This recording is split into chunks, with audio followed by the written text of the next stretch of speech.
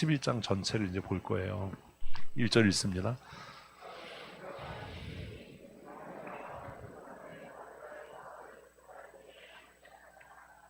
이거를 읽었으면 여러 번 방식으로 다시 써야 됩니다. 이 글을 읽었으면 이해해야 됩니다. 무슨 얘기죠? 이제 이걸 주절주절 떠들어야 돼요. 제가 이렇게 물으면 제가 안 들려도 여러분의 입술로 여러분의 생각으로 말씀하셔야 돼요. 그리고 지금 이 1절을 읽으면 글 쓴 사람의 무게는 어디에 있죠? 마리아와 마르다에게 있어요. 병자에게 있지 않아요. 나사로에게 있지 않아요. 굉장히 다른 겁니다. 그래서 1절에 보면 어떤 병자가 있으니 라고 얘기를 해요. 그런데 그 병자에 대해서는 얘기를 안 해요. 그리고 뭐라고 이야기하냐면 그 사람은 이는 마리아와 그 자매 마르다. 그래서 이것도 웃기는 거예요. 우리가 알기로 마르다가 언니예요. 근데 누굴 먼저 써요? 마리아를 먼저 써요. 그럼 이 글 쓴 사람의 의도는 이 중심이 누구에게 있다? 마리아에게 있는 것 같은 겁니다. 지금 이렇게 얘기하는 걸 이미 여러분이 큐티 하시면서 다 썼어야 되는 겁니다. 글 쓴 사람의 의도는 병자에게 있는 것이 아니라 그의 자매였던 마리아와 마르다에게 있는데 마르다보다도 마리아에게 무게를 두고 있다. 이렇게 정리하셨어야 돼요. 그들은 어디에 살아요? 베다니. 그리고 그 병자 이름이 나중에 나사로라고 나옵니다. 나사로. 그럼 이제 우리가 열심히 있는 사람이라면 베다니라고 하는 것을 찾아봐야 돼요. 지금 이제 누군가 잘 찾는 사람이 빨리 스마트폰으로 베다니를 한번 찾아보십시오. 베다니. 큐티 하면서 그런 거 안 하시죠? 네, 하셔야 돼요. 베다니. 베다니의 뜻이 뭐예요? 아무도 안 찾아, 이씨. 미워할 거야, 이씨. 베다니의 뜻이 뭐예요? 예. 베다니라는 마을의 그 이름의 뜻은 고통받는 자들, 가난한 자들, 소외된 자들이라는 의미를 갖고 있는 마을입니다. 그 성경이요 되게 재밌어요. 이런 걸 이제 배우기 시작하면 그런 거구나. 베다니를 지금 너무 좋잖아요. 예전엔 이거 다 성경사전 뒤졌어야 되는 거예요. 지금 성경사전도 필요 없어요. 성경사전 옛날에 막 80만 원씩 했거든요. 다 있잖아요 여기에. 그리고 뭐 재미나인지 뭐 재민인지 뭐 해가지고 야 베다니 뜻이 뭐야? 그러면 그냥 얘가 그냥 뭐 베다니는 예루살렘보다 30km 떨어진 동네인데 뭐 이런 거 다 얘기해 주잖아요. 핑계할 뭐 방법이 없어요 이제는. 이런 열심을 좀 내셔야 돼요. 그런 거구나. 그 가난한 자들의 마을, 고통받는 자들의 마을에 더 심하게 뭐 병든 자. 그래서 이중 강조가 되는 거예요. 글이 굉장히 재밌게 쓰여져 있는 거죠. 이렇게 글을 다루시는 것들을 배우셔야 되는 겁니다. 어쨌든 그 마을에 나사로라고 하는 사람이 병이 들었습니다. 근데 그 나사로는 마리아와 마르다의 인척관계인 사람이었습니다. 글 쓴 사람은 그 병든 자 나사로에게가 아니라 누구에게? 마리아에게 더 관심을 두고 있습니다. 그러면 1절을 읽고 질문해야 되는 겁니다. 왜 글 쓴 사람은 어떤 병자라고 시작을 했는데 마리아에게 더 관심을 두고 있을까? 2절까지 가시면 안 돼요. 이런 작업을 1절을 읽고 충분히 하셔야 됩니다. 근데 2절에 가면 그 이유가 나옵니다. 그냥 읽었을 땐 이게 그냥 스쳐 지나가는데 1절에서 그렇게 생각을 하고 나면 2절에 오면 그래서 그랬구나 라는 답을 얻게 되죠. 같이 읽습니다. 이 마리아는 향유를 주께 붓고 머리털로 주의 발을 닦던 자요 병든 나사로는 그의 오라버니더라. 마리아는 어떤 사람이에요? 이걸 이제 써야 돼요. 여러분들이 정리를 해야 되는 게 이렇게. 마리아는 어떤 사람이에요? 향유를 예수님께 부었던 사람이에요. 머리털로 예수님의 발을 닦았던 사람이에요. 그리고 나사로는 그의 오라버니예요. 그러면 이제 우리가 한 가지 더 생각해야 되는 게 있죠. 도대체 마리아는 왜 향유를 예수께 부었는가? 왜 마리아는 여자의 존귀함의 상징인 머리털로 예수의 발을 닦았겠는가? 왜 그랬겠어요? 이런 것들을, 이런 작업을 하셔야 되는 거예요. 그냥 막 이게 아니고 왜 그랬을까요?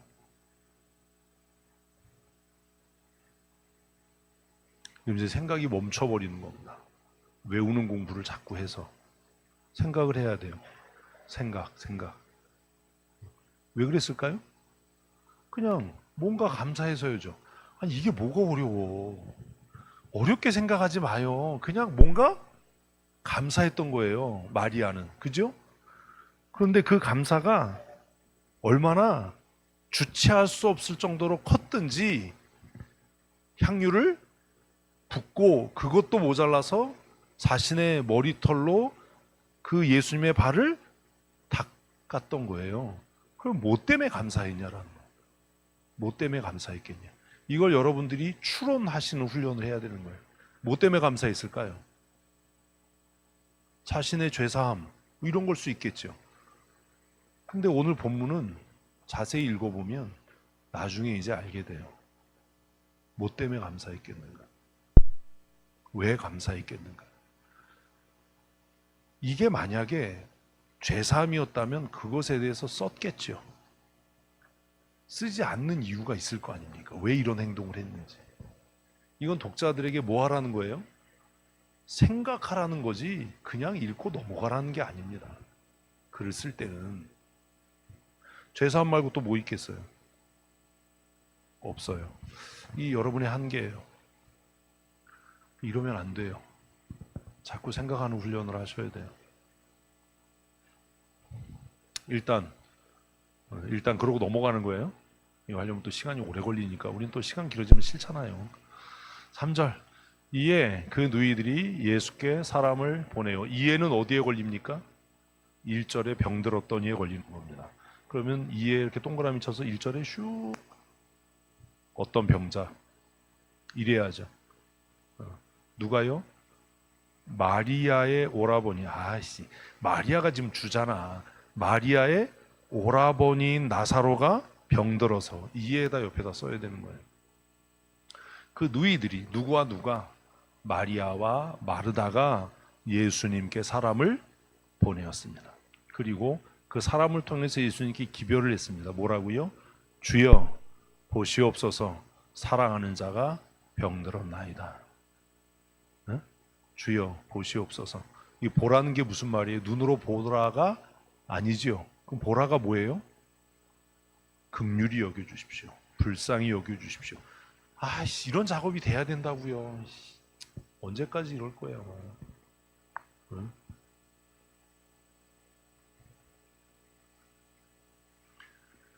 이명희 집사 결혼할 때 그 찬양 뭐 할까 그랬더니 그거 했잖아요. 몰라요? 그래서 내가 이 새끼 어려운 거 하자고 그래가지고 결혼식장에서 이것이 나이 잘 못하는 거. 이명희 한번 해봐. 시작. 네가 결혼식 가질 때 너 무슨 찬송 해줄 거니까 너 했던 거 해봐 빨리.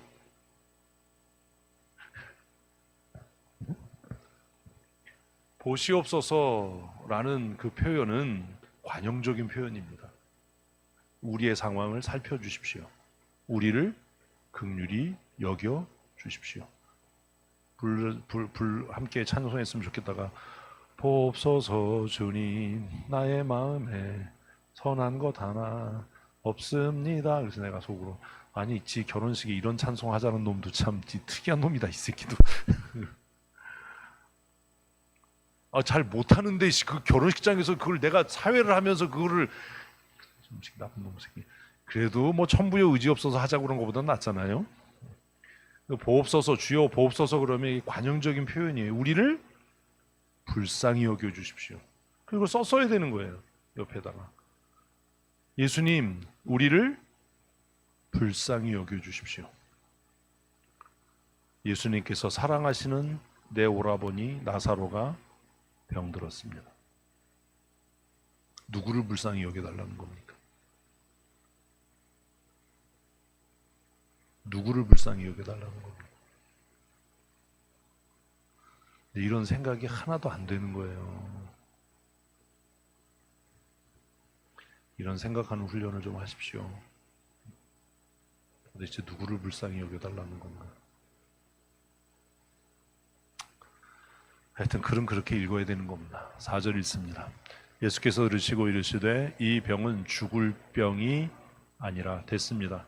뭐 이렇게 읽는데 열심을 해요. 이해를 하려고 해야지.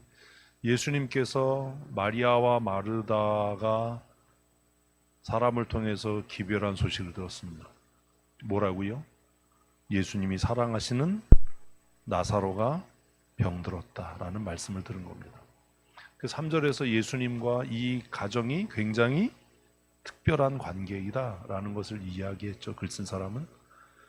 예수님은 이 소식에 대해서, 이 상태에 대해서 예수님의 시각으로 진단하는 겁니다. 마리아와 마르다는 예수님께 사람을 보내서 뭐라고 이야기했어요? 우리를 긍휼히 여겨주십시오. 우리를 긍휼히 여겨주십시오. 내 오라버니 나사로가 병들었습니다. 뭐라고 얘기했다고요? 병들었습니다. 아니, 끝에 병들었습니다 라고 얘기했는데 예수님이 뭐라고 대답한다고요? 죽을 병이 아니다 라고 이야기해요. 우리는 읽으면서 이런 생각을 안 하는 거예요. 죽을 병이 아니다. 뭐가 달라요? 관점이 다르죠. 예수님의 관심과 마리아와 마르다의 관심이 달라요. 마리아와 마르다의 관심은 뭐예요? 자신의 슬픔이에요. 이제 기대를 안 해. 그래서 이제 그냥 묻지도 않아. 이제 그냥. 근데 이러면 아마 남는 게 없을 거예요. 제가 혼자 다 떠들어대면. 마리아와 마르다의 관심은 항상 뭐예요? 자신의 슬픔이에요. 그래서 우리가 3절, 4절을 통해서 적용해야 되는 게 그거예요. 나의 관심은 항상 뭐예요? 나의 유익이에요. 내 편이에요. 내 슬픔이에요. 내 고통이에요. 그런데 4절에 오면 예수님의 관심은 뭐예요? 하나님의 뜻이에요. 하나님의 영광이에요. 이게 달라요. 그 주말씀 안에서 우리의 영혼이 안전하다라고 이야기할 때 그건 내 관점을 벗어나는 겁니다.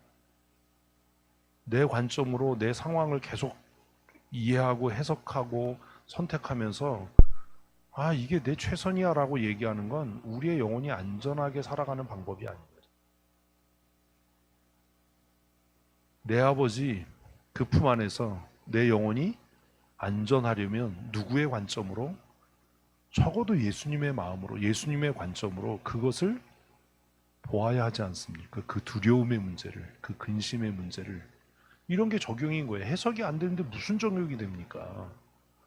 그러니까 적용하면 뭐 말 같지 않은 소리만 써놓는 겁니다. 하나만 한 소리. 그 3절과 4절을 이렇게 이해하면 아, 우리는 확연한 관점의 차이를 보게 되는 거예요. 마리아와 마르다는 뭘 봤어요? 자신의 슬픔을 봤어요. 자신의 두려움을 봤어요. 부모님이 안 계신 것 같죠? 글을 보면. 그러니 이 가정에 하나뿐인 오라버니가 죽고 나면 아, 우리의 삶이 얼마나 곤고해질까. 그러니 예수님 우리를 긍휼히 여겨주십시오. 우리의 상황을 살펴주십시오. 우리가 이 슬픔에서 벗어나게 해주십시오. 이 두려움에서 벗어나게 해주십시오라고 요청을 했는데 주님은 그 상황을 달리 이해하는 겁니다. 지금은 두려워할 때가 아니다. 이 병이 죽을 병이 아니다. 죽을 병이 아니라면 뭐 할 필요가 없어요? 슬퍼하고 두려워할 필요가 없는 거죠. 근데 이런 게 안 되니까 쓸 말도 없고 적용할 것도 없는 거예요. 그러면 3절, 4절을 읽고 나면 연필 놓고 뭐 해야 돼요? 하나님, 지금 내가 이런 것 때문에 두렵습니다. 이런 것 때문에 어렵습니다. 이 상황을 누구의 눈으로? 주님의 눈으로 보게 해주십시오. 주님의 관점으로 보게 해주십시오.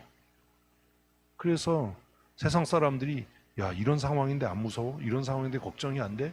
왜 아무 대책도 안 세워? 라고 할 때 내가 주님의 눈으로 이 상황을 봐서 내 영혼이 안전합니다. 난 두렵지 않습니다. 난 괜찮아. 이렇게 살아갈 수 있는 이게 적용이에요. 이런 게 안 되는 거죠. 왜요? 글이 이해가 안 되니까요. 그리고 예수님께서 이 상황이 어떤 상황이라고 얘기해요? 하나님의 영광을 위함이래요. 보십시오. 우리의 삶에 다가오는 모든 어려움이 다 하나님의 영광을 위한 게 아닙니다. 또 헛소리하는 사람들이 많아요. 보십시오. 지금 내가 겪고 있는 육체의 피곤함, 정서적인 불안함, 경제적인 어려움, 이게 다 하나님의 영광을 위한 걸까요? 거의 99.8%는 아니에요. 왜 그런 거예요, 그러면? 과거에 잘못 선택한 거예요. 과거에 잘못 선택해놓고 그 잘못된 선택 때문에 지금 삶이 위축되고 어려워지고 힘들어지고 내 몸이 피곤한데 우리는 뭐라고 이야기해요? 이게 하나님의 영광을 위한 거래. 내 선택이 잘못된 게 없대요. 미친 거 아닙니까? 우리의 삶에 일어나는 상당히 많은 일들은 우리의 무엇? 잘못된 선택의 결과입니다. 그럼 왜 그때 잘못된 선택을 한 거예요? 똑같은 거예요. 그 상황을 하나님의 눈으로 보지 않았기 때문이에요. 말씀의 관점으로 이해하지 않았기 때문이에요. 그럼 말도 안 되는 소리를 하는 거예요. 나아질 수가 없어요. 우리의 삶은 대부분 과거의 선택의 결과예요. 어떻게 선택할지는 내가 아니 아담과 하와가 왜 죽게 됐습니까? 하나님의 영광을 드러내려고요? 무슨 미친 소리야. 자기가 잘못 선택했으니까 그렇지. 하나님이 하지 마라라고 했는데 자기가 잘못 선택했으니까 그렇지. 아니 선악을 알게 하는 나무의 열매를 따먹고 나서 지금 고난 가운데 있으면서 이게 하나님의 영광을 위함이다. 이런 적용하지 말라는 거예요. 내가 지금 당하는 고난이 하나님의 영광을 위함이다. 웃기는 소리 하지 말라니까. 네가 잘못 선택해서 그런 거야, 과거에.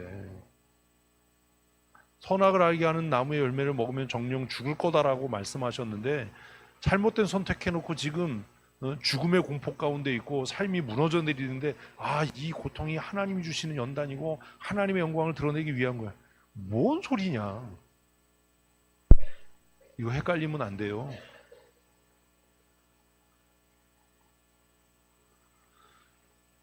성경 잘못 읽으면 진짜 이상한 짓거리 하는 겁니다.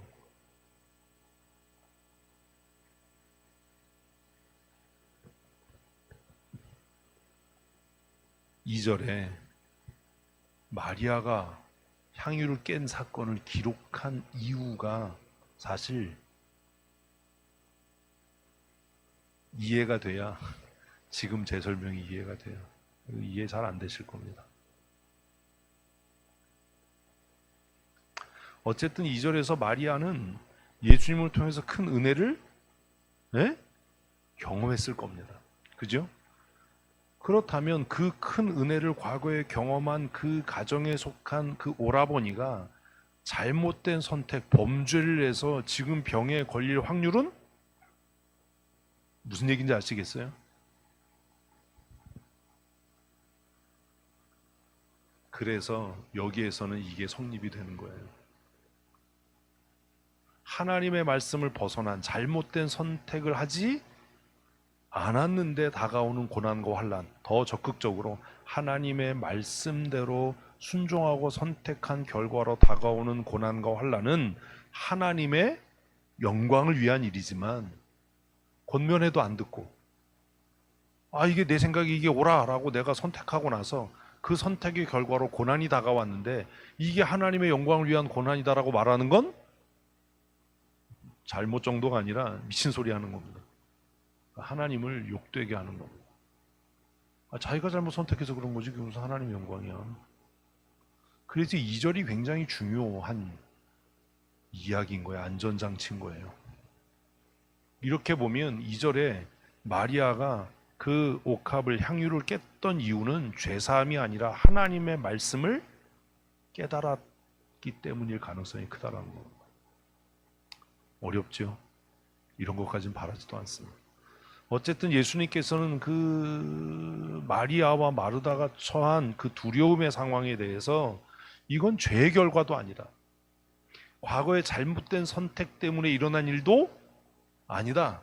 이 일은 하나님의 영광을 드러내기 위함이다.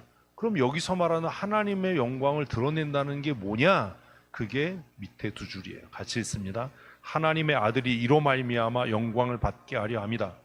그래서 하나님의 영광을 어떻게 드러내느냐?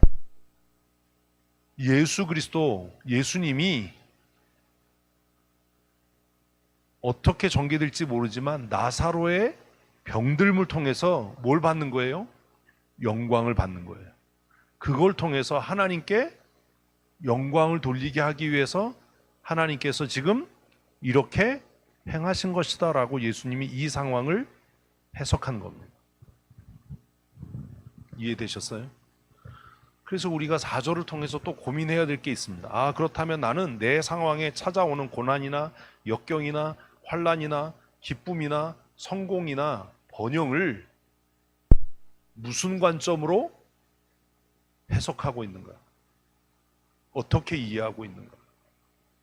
예수 믿는 사람들이 숱하게 하는 거짓말이 그런 거예요. 자기가 잘못 선택해놓고 이걸 뭐라고 얘기를 해요? 고난이래요. 고난 아니야. 네 죄에 대한 책임을 지는 거야 지금. 그게 무슨 고난이야. 네가 잘못 선택해서 네 삶이 힘겹고 어려운 게 무슨 고난이야. 그게 믿음의 선한 싸움이라. 아니야, 네가 잘못 선택해서 그런 거야. 그게 무슨 믿음의 선한 싸움이야. 예수 믿는 사람들의 거짓말이 그거예요. 자기가 정말 죽으라고 노력해서 뭔가 이루어요. 그리고 나서 말로는 뭐라고 그래요? 하나님의 은혜로. 아니야, 네가 독을 품고 노력해서 된 거야. 그건 하나님의 은혜가 아니야. 그 사람이 이루어낸 업적이나 성공이나 성취가 정말 하나님의 영광을 위한 하나님이 행하신 은혜라면 아주 쉽게 단적으로 얘기하면 그의 예배하는 태도가 달라져요. 이거 못 속여요. 속일 수가 없어요. 우리는 말로 엄청난 사기를 치거든요. 내가 잘못 선택해놓고 하나님이 주시는 고난이래. 내가 잘못 결정해놓고 하나님이 주시는 연단이래. 아니야, 네 죄의 결과야. 네가 잘못 선택해서 그런 거야. 그러면 이 사람의 삶은 앞으로 나아지겠어요, 안 나아지겠어요? 안 나아지죠. 그 잘못된 선택을 앞으로도 계속 할 거예요. 그리고 뭐라고 그러냐면 왜 내 인생은 고난이 끝나지? 아이고, 곰탱아, 그건 고난이 아니야. 네 선택의 결과야. 여러분, 우리의 성공과 성취가 다 하나님의 은혜라면 예수 안 믿는 사람들의 성공과 성취를 어떻게 설명할 수 있습니까? 예수 안 믿는 사람들이 성공할 확률이 많습니까? 예수 믿는 사람이 성공할 확률이 많습니까? 예수 안 믿는 사람이요. 왜 그 사람들은 성공하죠? 자기 노력으로요. 독하니까요. 애쓰니까요. 우리는 그걸 거짓말하는 거예요. 자기가 애쓰고 노력하고 막 자기 뜻대로 뭔가를 이뤄놓고 나서 하나님이 은혜 주셨대요. 왜 그렇게 얘기해요? 그래야 자기가 경건한 믿음의 사람인 것 같으니까요. 아니에요. 네가 그냥 도끼 품고 노력해서 된 거야. 야, 예수 안 믿는 사람도 그렇게 노력하면 그거 못할 사람이 어디 있겠냐? 응? 이게 이해가 안 되는 거예요. 예수님께서 지금 나사로의 가정, 마리아와 마르다의 상황을 해석하신 것이 4절입니다. 그래서 우리가 4절을 다 이해하고 나면 그런 기도를 해야죠. 하나님, 지금 내가 처해 있는 상황을 누구의 마음으로? 하나님의 마음으로, 예수 그리스도의 관점으로, 우리식으로 하면 성경의 세계관으로 이해하고 해석할 수 있도록. 이게 내가 잘못 선택해서 지금 어려운 건지, 하나님이 나를 연단하시기 위해 고난을 주신 건지, 뭐는 할 줄 알아야 돼요. 분간은 할 줄 알아야 되잖아요. 그래서 내가 과거에 잘못 선택해서 지금 내 삶이 이렇게 어렵구나라고 하면 뭐 해야 되고, 회개해야 되고, 다시는 그런 선택하지 말아야 되는 거고. 그런데 이게 정말 하나님이 내게 주시는 고난이라면 뭐 해야 되고, 인내해야 되고, 견뎌야 되고, 이게 달라지는 거예요. 근데 우리의 삶에 다가오는 대부분의 고난은 뭐의 결과예요? 잘못된 선택이 결국은 고난이 아니에요. 죄의 결과예요. 그걸 고난이라고 얘기하면 뭔가 잘못돼도 한참 잘못된 겁니다. 그건 연단이 아닙니다. 그냥 내가 쓴 뿌리를 심어서 쓴 열매를 그냥 거두는 겁니다. 내가 잘못 선택해서 지금 멸시를 당하고 무시를 당해요. 그걸 고난이라고 말하면 됩니까? 안 됩니까? 안 되는 거잖아요. 그렇잖아요. 근데 내가 말씀대로 살고 하나님의 뜻대로 살아서 그 하나님의 말씀대로 사는 과정에서 당하는 수모나 멸시나 불이익은 그게 뭐예요? 복음을 위한 고난에 참여하는 것. 이걸 헷갈리면 안 됩니다. 그래서 제가 우리 이혁주 집사 가정 신방하면서 혁주야 내가 뭐라고 그랬어? 뭐? 안 들려 이놈 새끼야. 저기 벌써 잊어먹었나? 내 인생을 객관적으로 볼 수 있는 연습을 해라. 내 인생을 객관적으로 이해하는 훈련을 해야 된다. 그러지 않으면 자기는 맨날 억울해요. 왜 그렇게 어렵게 사는지를 몰라요. 그냥 억울한 거예요. 자기 인생을 객관적으로 평가하지 못하니까. 이게 연단인지 이게 내 죄의 결과인지 이것도 이해가 안 되는 거예요. 그래서 이게 죄의 결과야, 내가 잘못 선택한 결과야 그러면 이제 한 가지 고백을 해야죠. 내가 당하는 고난과 수치, 지금 당하는 어려움은 내가 지은 죄에 비하면 가볍다. 이러고 살아야 되는 거고. 이게 하나님께서 복음의 영광에 참여하기 위해 내게 허락하신 고난이라면 내가 그리스도의 고난에 참여하는 자가 되었다라고 인내해야 되는 거고. 이것도 구분이 안 돼서 아무데나 뭐 고난이다, 연단이다 이런 소리를 해대면 해결책이 없어요. 4절이 그런 이야기입니다. 4절. 지금 나사로의 병듦, 마리아와 마르다의 가정에 지금 임한 그 고난은 마리아나 마르다나 나사로의 잘못된 선택, 죄의 결과가 아니다. 그게 죽을 병이 아니다예요. 이걸 죽을 병이 아니다가 진짜 죽지 않을 거다라고 이해하면 바보예요. 이거 설명하려면 또 오래 걸려. 그러니까 이게 복선이에요. 죽을 병이 아니다가 육체로 죽을 병이란 이야기가 아닌 겁니다. 죽었잖아요. 에휴, 주여. 5절 읽습니다. 예수께서 본래 마르다와 그 동생 나사로를 사랑하시더니, 이건 반복이죠. 본래 사랑한 지가 오래된 거예요. 그 왜 사랑하셨겠어요?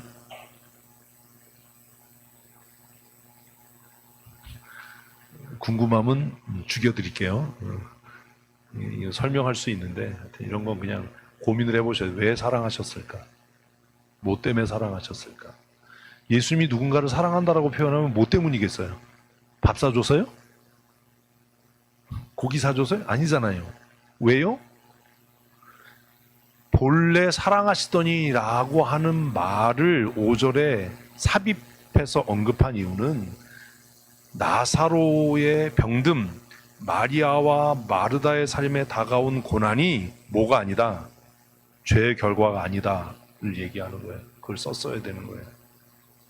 그것 때문에 써놓은 거예요. 아니 맨날 죄를 밥 먹듯이 하고 무슨 선택을 뭐 그지같이 하는 사람을 예수님이 사랑하시면 예수님이 이상한 거잖아요. 그럼 예수님이 사랑하셨다라는 말을 기록자가 썼을 때는 이 사람들이 적어도 어떻게 살았구나, 말씀대로 살았구나, 하나님의 뜻대로 살았구나, 그래서 예수님의 사랑받는 가정이었구나, 이게 이해가 돼야죠. 그거 이해하라고 써놓은 건데, 그러니 나사로의 병듦은 뭐가 아니다? 죄의 결과가 아닌 겁니다. 글 쓴 사람이요, 착하게 이렇게 다 써요. 우리가 이해할 수 있도록. 6절, 나사로가 병들었다을 들으시고 그 계시던 곳에 이틀을 더 유하시고. 왜 그런 거예요? 결과를 아니까요. 왜 우리는 왜 두려워요? 결과를 모르니까요. 결과를 아니까 여유가 있는 겁니다. 그래서 제가 늘 서두르는 사람, 막 이런 사람 저 별로 안 좋아한다. 여러분, 불확실한 인생을 살지 마십시오. 결과를 아세요? 저는 알잖아요. 죽어봐야 천국이다. 이거 몰라요? 모르니까 그런 거예요. 죽기밖에 더 하겠나? 죽어봐야 천국이지. 제가 얘기 안 했어요? 응? 뭐가 그렇게 고민이냐? 죽으면 천국이지. 내가 실패하면 하나님의 마음이 더 아프지. 내가 실패하면 하나님이 더 망신이지. 뭐 이런 게 있어야 되는데. 어쨌든 예수님은 지금 이 일이 어떻게 끝날지를 아시는 겁니다. 그래서 사랑하는 자가 병들었다고 하는데 그냥 거기 더 머무시려고 하는 겁니다. 이 본문 설교 한번 했어요. 7절, 그 후에 제자들에게 이르시되 유대로 다시 가자. 그 후에 뭐요? 머무신 후회가 되는 겁니다. 시간을 지체했어요. 일부러 시간을 더 끌었어요. 우리가 이 이야기를 다 알잖아요. 왜 시간을 끌은 거예요? 왜 시간을 끌은 겁니까? 그러니까 그런 거야. 왜 시간을 끌었어요? 그럼 죽을 때까지 기다렸어. 이러면 이거는 이제 좀 수준이 이제 국민학교 2학년이 되는 거예요. 왜 머물고 왜 시간을 끌었냐라고 얘기할 때 돌이킬 수 없는 상황을 만들기 위해, 이러면 이제 고등학생이 되는 거야. 사람의 능력으로 뭐 할 수 없는, 돌이킬 수 없는 상황을 만들기 위해. 네? 그래야 우연이 아니고 사람의 수고가 아니고 하나님의 하시는 일이 드러날 테니까. 되돌이킬 수 없는 상황이 될 때까지. 근데 이걸 조금 더 이제 성숙시켜서 하나님의 때와 하나님의 뜻이 이루어질 때까지 기다리신 거예요. 여러분 이제 고등학생이 되는 거예요. 근데 너무 웃긴 게 이게 이해돼야 7절이 이해되는 겁니다. 7절은요, 진짜 유대로 가자라는 이야기가 아닙니다. 아니, 유대로 가자 그랬으면 진짜로 갔어야 되잖아. 7절에 그 후에 제자들에게 이르시되 뭐가 된 거예요? 돌이킬 수 없는 상황의 때가 이른 거죠. 그죠? 돌이킬 수 없는 상황의 때가 도래했을 때 예수님은 그때 제자들에게 뜬금없는 소리를 합니다. 뭐라고요? 유대로 가자. 지금 어디로 가야 돼요? 베다니로 가야죠. 근데 예수님 뭐라고 그래요? 유대로 가재요. 왜 유대로 가자고 그랬어요? 제자들의 반응을 보려고요. 제자들의 입에서 무언가 듣고 싶은 이야기가 있었기 때문이에요. 유대로 가려고 그런 게 아닙니다.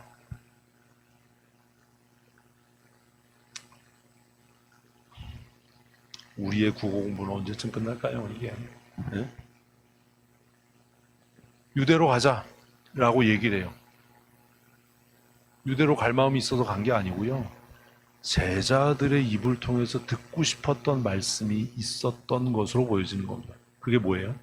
8절. 제자들이 말하되 라삐여, 방금도 유대인들이 돌로 치려하였는데 또 그리로 가시려 하나이까. 제자들이 이렇게 얘기했어요. 아니, 얼마 전까지만 해도 유대인들이 선생님 돌로 쳐 죽이려고 그랬는데 왜 또 유대로 가십니까? 죽고 싶어 안달이 났습니까? 점잖게 말한 거고요. 죽고 싶어 환장했냐? 뭐 이래야 되는 거잖아요. 또 다른 말로 하면 무슨 얘기가 돼야 돼요? 선생님 왜 그렇게 분별력이 없습니까? 선생님 왜 그렇게 철딱서니가 없습니까? 웃지 말고 이걸 여러분 옆에다 썼어야 되는 거예요. 지금이 유대로 갈 때입니까? 지금 어디로 가도 베다니로 가도 신통치 않은데 왜 죽음의 자리로 가려고 합니까? 이 얘기가 듣고 싶었던 거예요. 얼마 전에도 유대인들이 선생님을 돌로 쳐서 죽이려고 했는데 왜 죽음의 자리로 가시려고 합니까? 왜 때를 분간 못 하십니까? 왜 상황 파악이 안 되십니까? 이게 해석이 됐어야죠. 이게. 왜 선생님 상황 파악이 안 되세요? 죽으려고 환정하셨어요? 응? 왜 이렇게 철딱서니가 없어요? 이렇게라도 썼어야 되는 거예요. 이 이야기를 듣고 싶어서 유대로 가자라고 한 겁니다. 유대로 갈 마음이 있어서가 아니었습니다. 그러면 이것에 대해서 예수님이 답을 하셔야죠. 그죠? 뭐라고 답하십니까? 같이 읽습니다. 예수께서 대답하시되 낮이 12시간이 아니냐? 낮이 아침 6시부터 저녁 6시까지 몇 시간이 아니냐? 12시간이 아니냐? 사람이 어디에 다니면 낮 시간에 돌아다니면 이 세상의 빛을 보므로 실족지 않는다. 이 얘기가 하고 싶었던 거예요. 무슨 얘기예요? 유대인들이 나를 돌로 쳐 죽이려고 해도 하나님의 때가 아니면 나는 안 죽는다. 우리의 삶은 누구의 손에? 하나님의 손에. 유대인들이 얼마 전까지 나를 돌로 쳐 죽이려고 해서 너희들은 선생님 왜 때를 분간 못합니까? 지금이 유대로 갈 때입니까? 가버나움으로 가야 되지 않습니까? 왜 이렇게 철딱서니가 없어요? 왜 상황 파악이 안 돼요? 라고 제자들이 말할 때 예수님은 거꾸로 뭐라고 얘기하는 거예요? 상황 파악이 안 되는 건 너희들이야. 때를 분간 못하는 건 너희들이야. 지금이 내가 죽을 때라고 생각하냐? 내가 죽고 사는 건 유대인들의 돌팔매질에 달린 게 아니라 하나님의 손에 달린 거야. 너무 어렵게 얘기를 했어. 근데 이게 이해가 안 되니까 이걸 설명을 못 하는 거예요.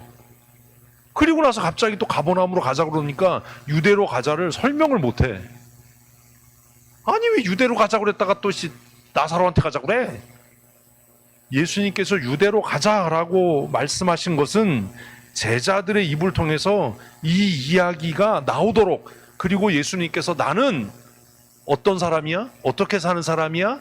하나님의 때를 따라 사는 사람이야. 여러분은 뭘 따라 살죠? 어떤 사람은요 돈을 따라 살아요. 편리함을 따라 살아요. 명예를 따라 살아요. 그래서 예전에 그 얘기도 했잖아요. 세상에 속한 사람은 크로노스의 때를 살아간다. 그러나 하나님의 사람은 카이로스의 시간을 사는 사람이다. 하나님의 때를 따라 사는 사람. 좀 분간을 해라. 지금이 말할 때인지 침묵할 때인지, 나서야 할 때인지 물러서야 할 때인지, 예? 안아야 할 때인지 아는 것을 멀리해야 될 때인지, 이게 전도서 이야기 아닙니까? 그때는 누가 정하는 거예요?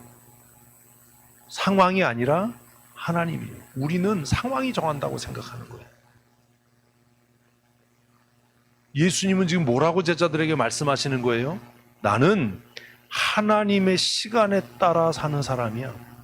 유대인들이 나를 돌로 쳐 죽이려고 한다고 해서 내가 죽을 수 없다. 내가 살고 죽는 건 누구의 손에? 하나님의 손에, 하나님의 시간에 달린 거야.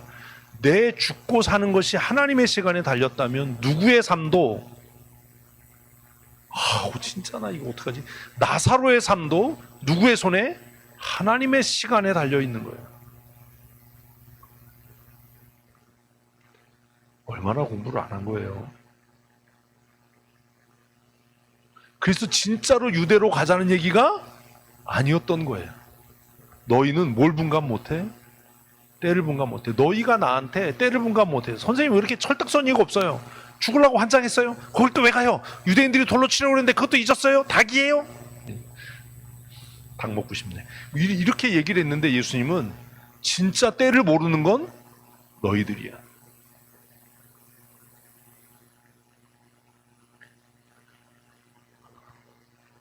여러분은 어떻게 사는 사람입니까? 하나님의 때를 살고 있습니까? 아니면 세상의 때를 따라 살아갑니까? 내가 지금 설령 어디로 간다고 해도, 유대로 간다고 해도 지금이 뭐니까?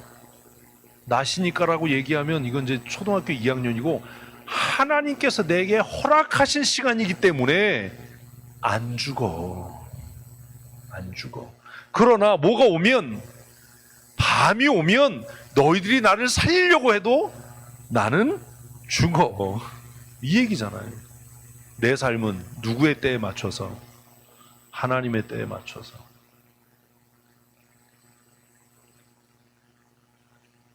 사라지는 거야.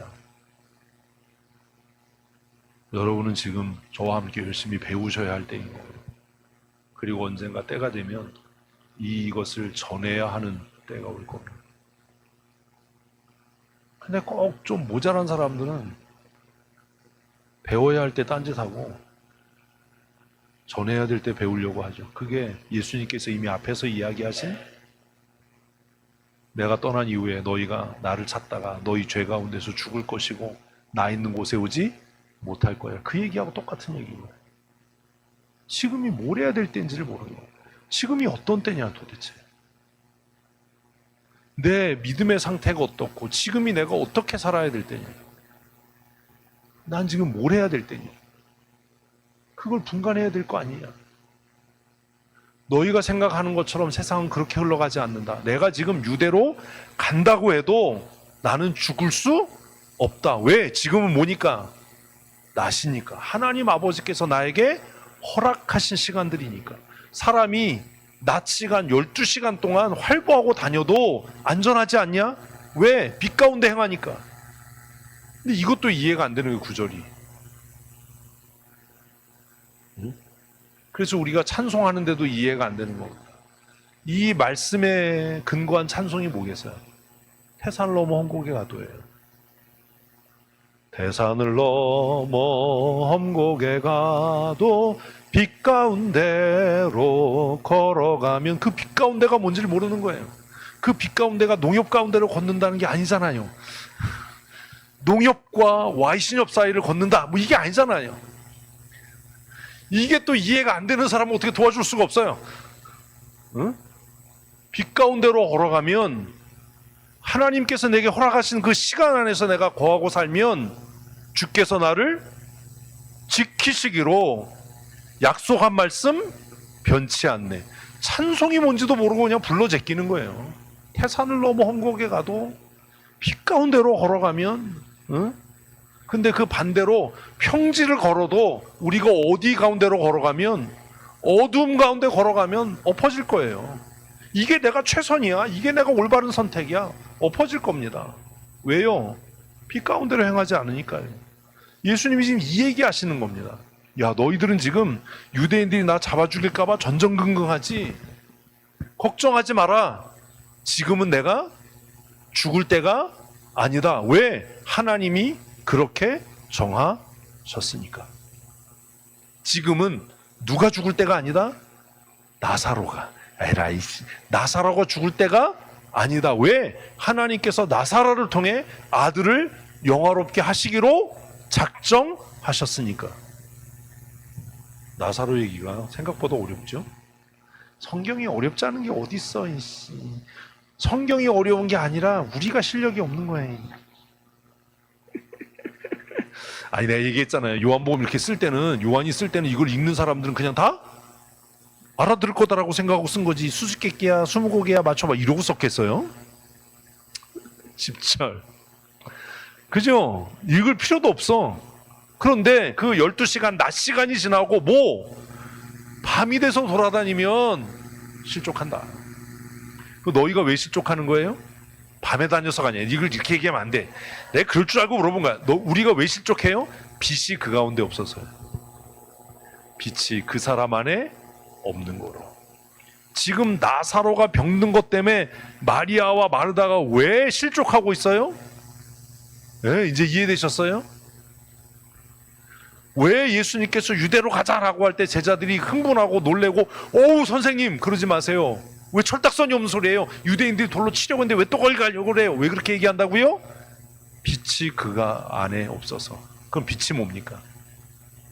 말씀이 아니에요. 하나님의 때가 무엇인지를 깨달을 수 없어서, 하나님이 하신 일이 무엇인지를 이해할 수 없어서 실족하는 겁니다. 그러니까 딴 얘기가 아닌 거죠, 이게. 근데 읽으면 이게 이해가 안 되니까, 빨리 가서 나사로는 어떻게 하지? 왜 이렇게 쓸데없는 소리를 해, 씨. 누가 썼어, 이씨. 응? 지금 마리아와 마르다가 왜 실족하고 있는 거예요? 그 안에 빛이 없는 겁니다. 왜 예수님이 유다를 가자 그러니까 왜 제자들이 두려워해요? 똑같은 얘기예요. 하나님의 정하신 때를 이해할 수 없어서요. 여러분은 지금 뭐 할 때입니까? 무엇을 해야 할 때입니까? 그런 거잖아요. 그렇죠? 저도 이제 제 인생을 이렇게 살아가면서 지금이 뭐 해야 할 때인지를 생각하지 않겠어요? 저 옛날처럼 그렇게 공부 많이 안 해요. 왜요? 지금은 이제 놀 때거든요. 작전대로 빨리 놀아야 되는데. 11절. 이 말씀 하신 후에, 그죠? 아니, 유대로 가자 그랬으면 뭐 해야 돼?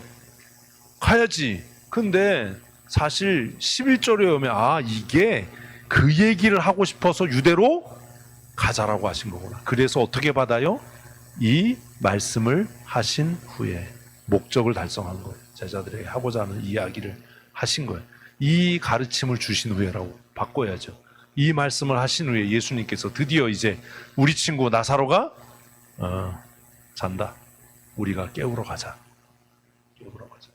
다른 말로 하면 뭐예요? 하나님의 영광을 드러내러 가자. 하나님의 아들이 영광 받도록 하자.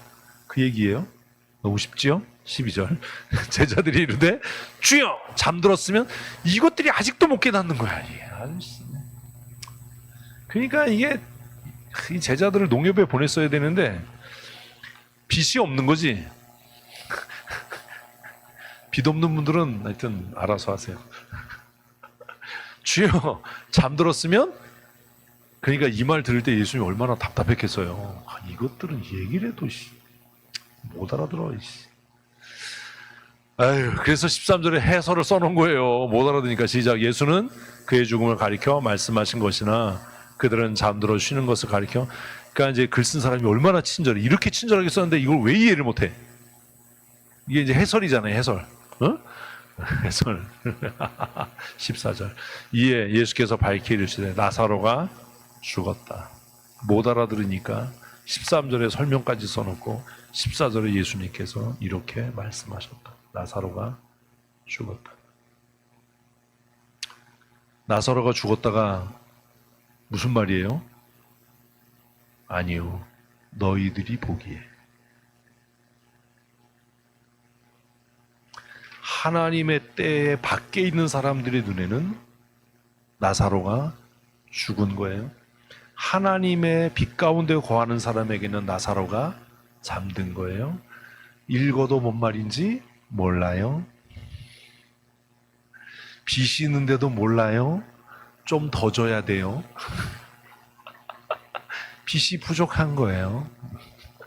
이단 같다.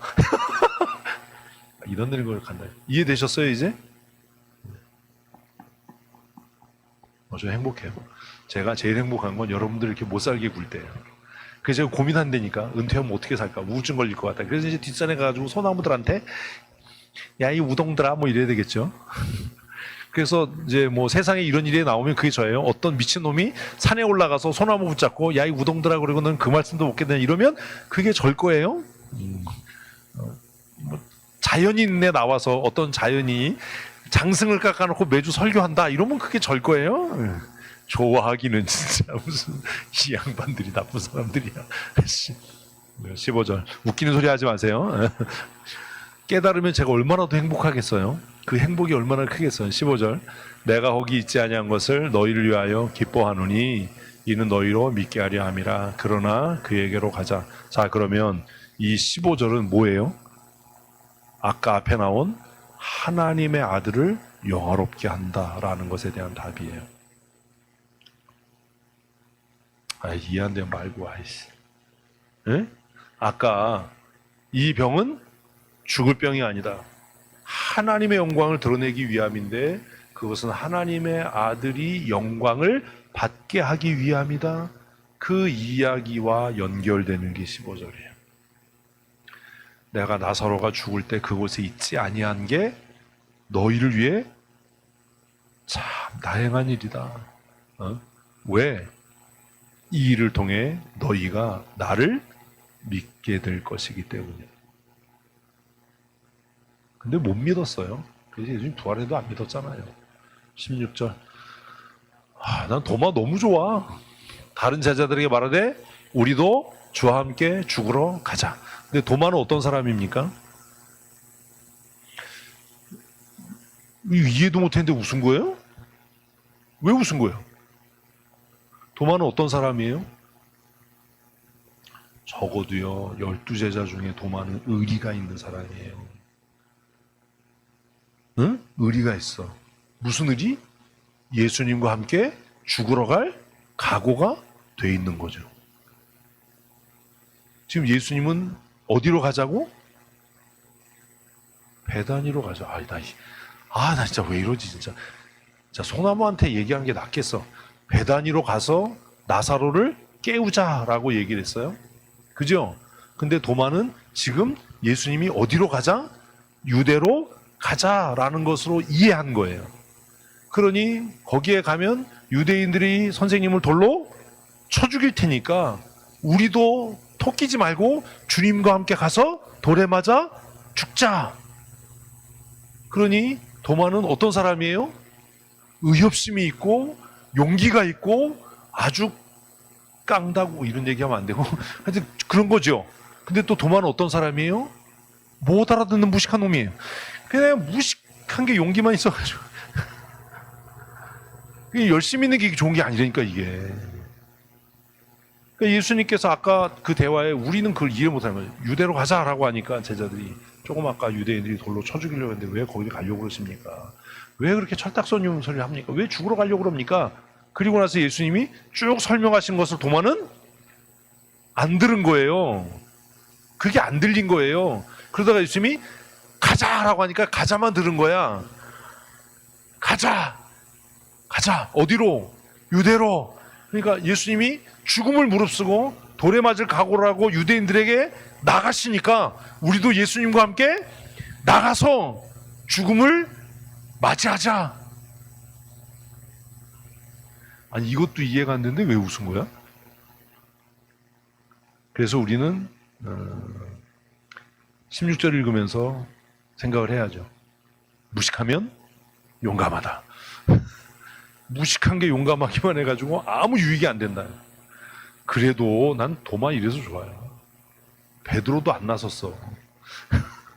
도마가 그냥 나서가지고 너 죽으러 가자. 주님과 함께 죽으러 가자. 이게 이제 월요일 끝난 거예요. 16절. 응? 16절 끝났어. 월요일에 적용점이 많죠.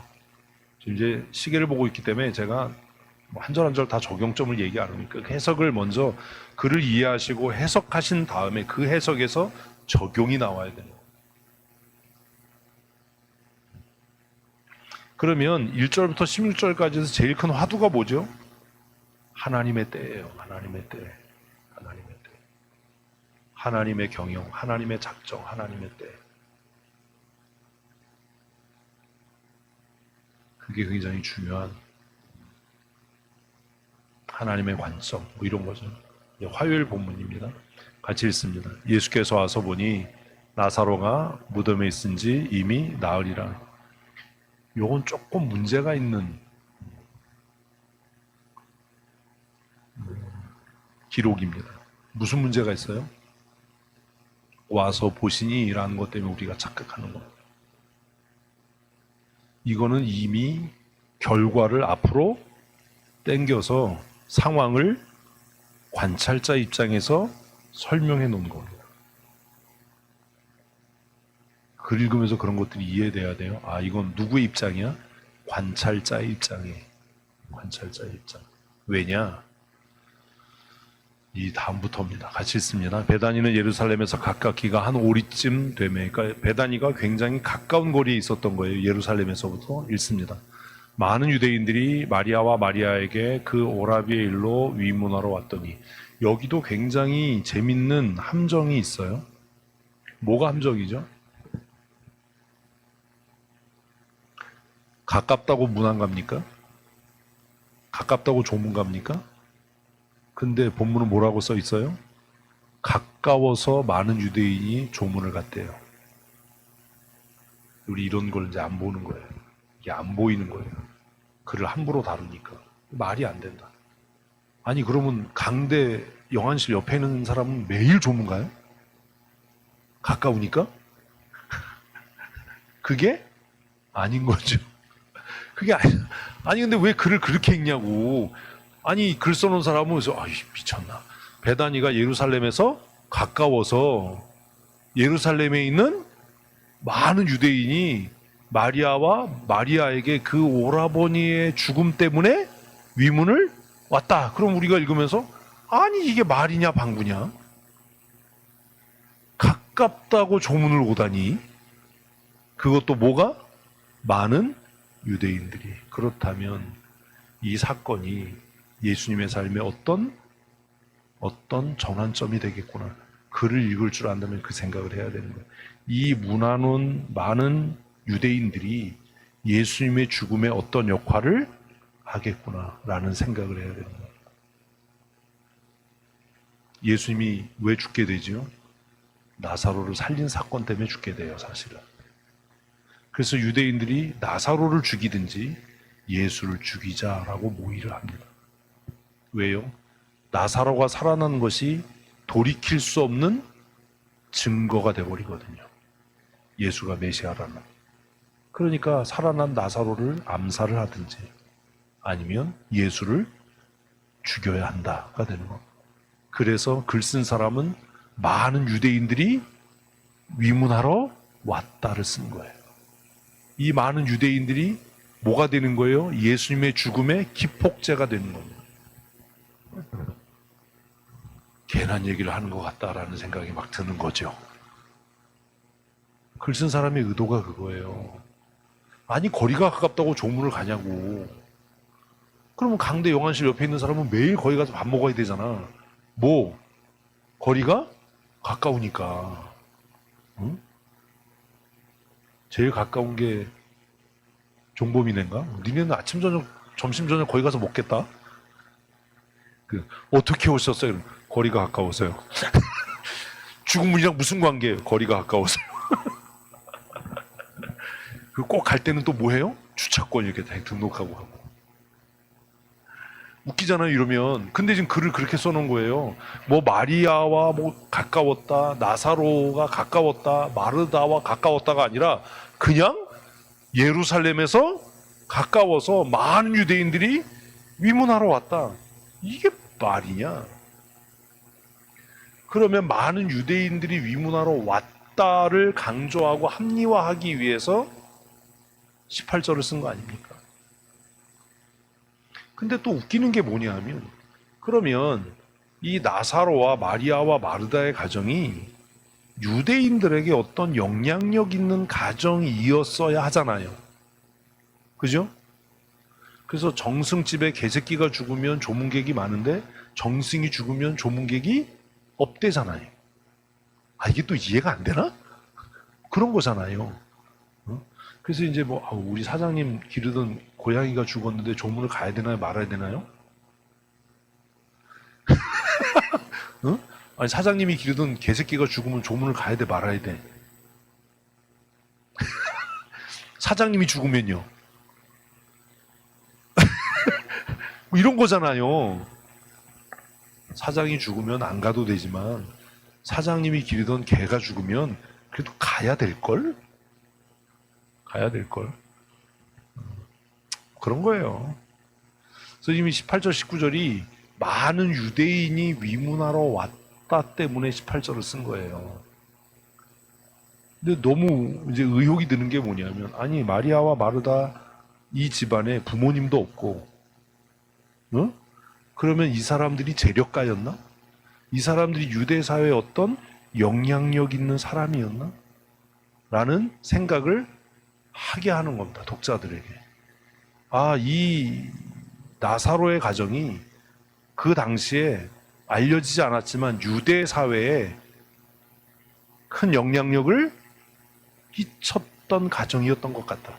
그렇다면 하나님께서 고의적으로, 예수님께서 고의적으로 나사로의 죽음을 통해서 예수 그리스도의 죽음을 유도하고 있는 것 같아 보여요. 그래서 나사로의 죽음과 다시 살아남은 예수 그리스도의 죽음과 부활의 예고편 같은 겁니다.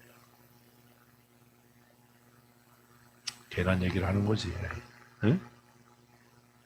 이해되셨어요? 그래서 나중에 유대인들이 나사로 때문에 예수를 죽이려고 그러거든요. 우리는 그냥 맨날 외워가지고 안식일 논쟁 때문에 뭐 성전을 헐어라고 그랬기 때문에 뭐 예수님이 뭐 하나님의 아들이라고 그랬기 때문에 뭐 신성모독이어서. 근데 사실은 성경 보면 나와요. 같이 읽습니다. 마르다는 예수께서 오신다는 말을 듣고 곧 나가 맞이하되 마리아는 집에 앉았더라. 그래서 마리아와 마르다의 반응을 각각 기록하는 거죠. 어쨌든 마르다는 굉장히 능동적이고 적극적인 태도의 사람이었던 것 같아요. 예수님이 오신다라고 하니까 나가서 맞이했습니다. 그럼 이제부터는 마르다와 예수님의 대화겠죠. 21절 마르다가 예수께 여짜오되 주께서 여기 계셨다면 내 할아버지가 죽지 않... 이게 뭐예요? 마르다의 신앙관이에요. 마르다의 신앙관. 마르다의 신앙관. 그럼 마르다의 신앙이 어떤 신앙이냐, 이건 여러분이 알아서 써야 되는 거예요. 마르다의 신앙은 어떤 신앙입니까? 이런 걸 가지고 이제 그룹으로 우리가 말씀을 묵상할 때 이런 걸로 좀 논의를 해야 되는 거죠. 마르다는 예수님을 어떻게 이해한 거예요? 예수님의 능력을 어떻게 이해한 거예요? 몹시 제한적으로. 그런 거예요. 22절. 그러나 나는 이제라도 주께서 무엇이든지 하나님께 구하시는 것을 하나님이 주실 줄 아나이다. 이거 제가 설교할 때 개뻥이다. 이거 뻥이다. 이거 뭐다? 믿음의 고백이 아니다. 이걸 믿음의 고백이라고 얘기하면 미친 소리 하는 거예요. 이거 그냥 접대성 뻐꾸기예요. 네? 에이씨, 이거 뭐 묵상하면서 이게 뭐 마르다의 믿음의 고백 이러면 진짜 글 읽을 줄 모르는 거예요. 왜요? 그 뒷얘기 때문이에요. 예수께서 이르시되 내 오라비가 다시 살아나리라. 앞에서 분명히 주께서 무엇이든지 하나님께 구하시는 것을 하나님이 응답하실 줄로 내가 안다, 믿는다라고 얘기했어요. 그러니까 예수님이 뭐라고 얘기합니까? 네가 그렇게 믿어? 그러면 네 오라비가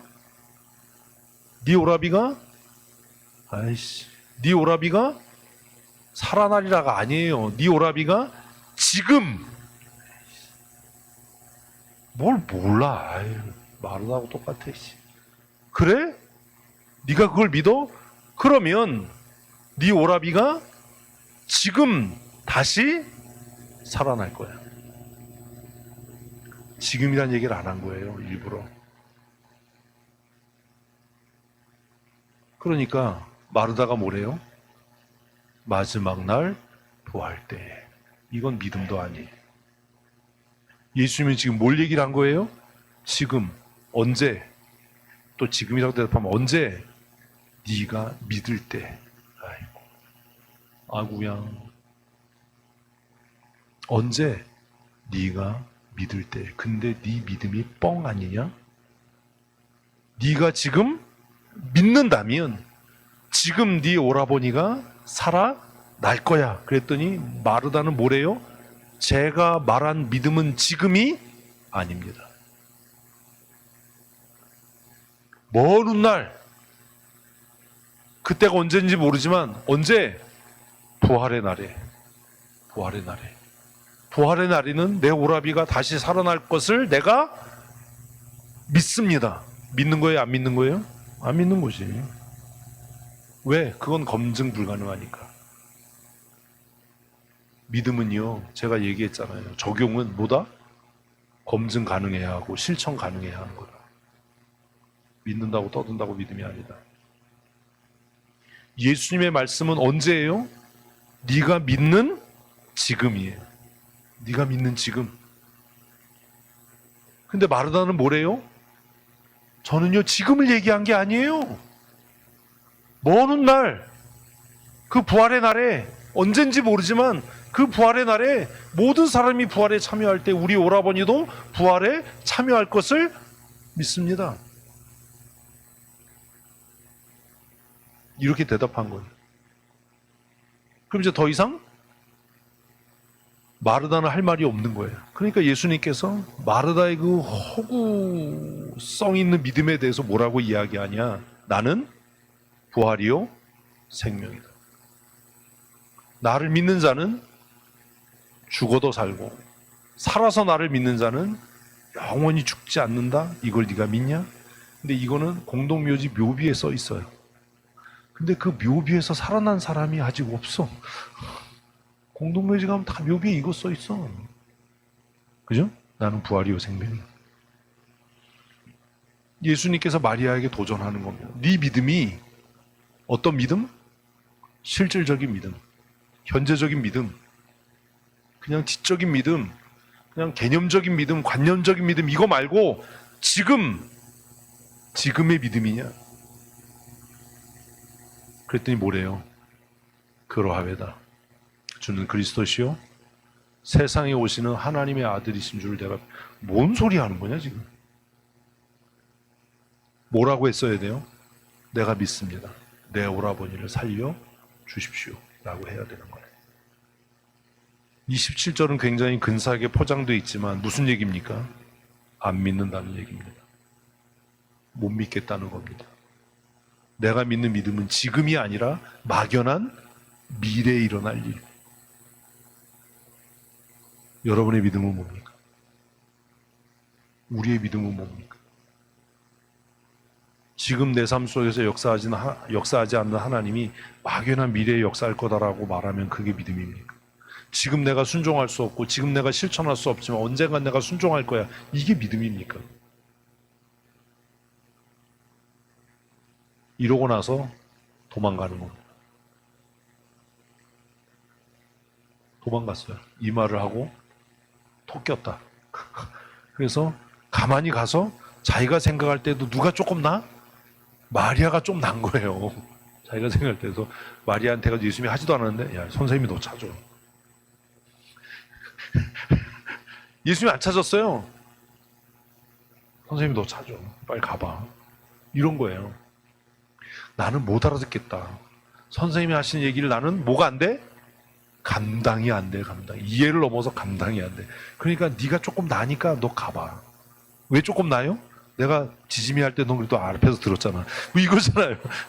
내가 부춘기 할 때 너는 앞에서 들었잖아. 네가 좀 낫잖아. 그러니까 가봐. 마리아가 이 말을 듣고 아까까진 가만히 있다가 그래도 언니가 와가지고 네가 조금 낫잖아. 가봐. 그러니까 이제 급히 일어나서 예수께 달려갔어요. 근데 더 웃긴 게 뭐냐면 난 예수님 너무 재밌어. 거기서 기다리고 있어. 거기서 기다리고 있어. 그러니까 예수님은 지금 마르다가 뛰어가서 뭘 할 거라는 걸, 그 짓을 할 거라는 걸 아는 거죠. 아, 나 이 선생님 참 재밌으신 분이다. 기다리는 거예요. 마을로 들어오지 않고. 근데 들어오지 않은데 어떻게 나사로가 무덤에 그치? 예, 해결이 되는 거잖아요. 마리아가 맞이했던 곳에 그대로 왜 계시는 거예요? 마리아 기다리는 거죠. 마리아를 기다렸어요. 자, 한편 시작. 마리아와 함께 집에 있어 위로하던 유대인들은 그가 급히 일어나 나가는 것을 보고 고카로 무덤에 가는 줄로 생각하고 따라가더니까 이제 나레이션이에요. 관찰자 입장에서 설명한 거죠. 그럼 마르다가 갈 때는 아무도 안 갔어요? 근데 마리아가 가니까 유대인들이 많이 따라간 거예요. 근데 무덤으로 안 가고 이상한 데로 가는 거예요. 따라가서 이제 이 대화를 듣게 되는 겁니다. 같이 읽습니다. 마리아가 예수 계신 곳에 가서 배웠고 그 발 아래 엎드려. 마르다하고 좀 다르죠? 그죠? 마르다하고 좀 다르잖아요. 마르다는 그냥 와서 뭐 절했다, 뭐 예를 갖췄다 이런 게 없는데 그래도 좀 배웠어. 그 발 아래 엎드려 이르되 주여. 근데 내용은 똑같아.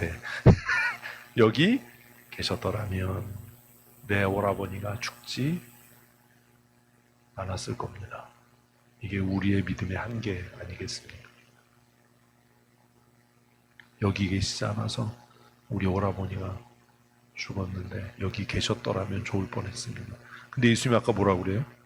내가 거기 있지 않았던 것을 기뻐한다. 너희를 위해서. 다르잖아요. 이런 걸 정리해야죠. 그럼 써야 되는 거예요. 예수님의 생각과 너무 다르다. 에이, 33절. 예수께서 그가 우는 것과 또 함께 유대인들이 우는 것을 보시고 심령이 비통하여 여기시고 불쌍히 여기사. 그럼 마리아가 우는 걸 보고 유대인들도 같이 운 거예요? 아, 그럼 이 집안이 뭔가 사랑받는 집안이었던 거예요? 응? 나사로의 집안은 예수님께만 아니라 누구에게도? 유대인들에게도 사랑받는 사람이었던 거예요. 에이. 34절. 이르되 그를 어디다 두었느냐? 이르되 주여 와서 보옵소서. 예수님과 마리아에 대합니다. 35절. 예수님께서 눈물을 흘리셨습니다. 왜 우셨을까요? 왜 우셨을까요? 이건 여러분의 몫입니다. 왜 우셨을까? 그래서 이제 글을 쓴 사람은 유대인들의 입장에서 해석을 합니다. 이에 유대인들이 말하되 보라 그를 얼마나 사랑하셨는가 하며.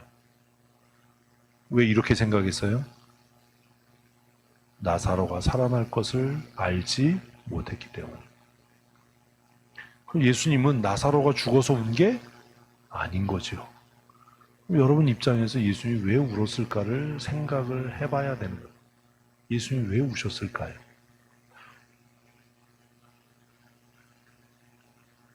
왜 그랬을까요? 그냥 가설을 쭉 써야 되는 거예요. 이게 알아서 하세요. 알아서. 이제는 그냥 알아서 하세요로 끝내려고 그래요. 한 대여섯 가지로 이렇게 설명할 수 있을 겁니다. 대여섯 가지를 한번 만들어 보십시오.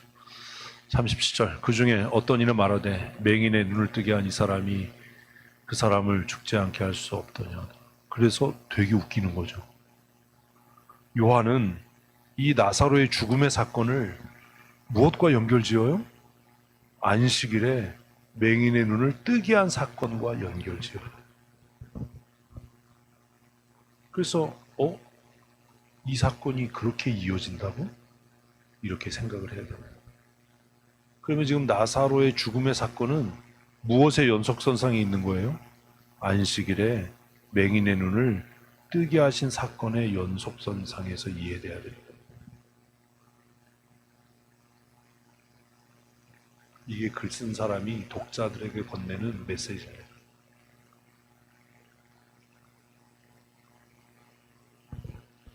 무슨 연관이 있는지 여러분이 생각해 보셔야 돼요. 결국 안식일의 완성은 뭐예요? 이 연속선상이라는 거 이해를 전혀 못 하시는군요. 안식일의 완성은요, 그냥 쉼이 아니라 새 생명이에요. 새 생명.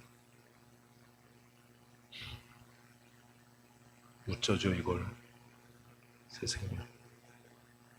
나사로는 죽은 지 사흘이 지났어요.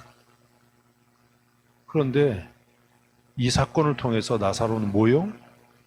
새 생명을 얻어요. 근데 이 사건을 보는 유대인들의 관점에서 이 사건을 무엇의 연속선상에서 안식일에 안못 보는 사람의 눈을 뜨게 하신 예수라고 하는 그 개연성을 가지고 이 사건을 보게 한다는 겁니다.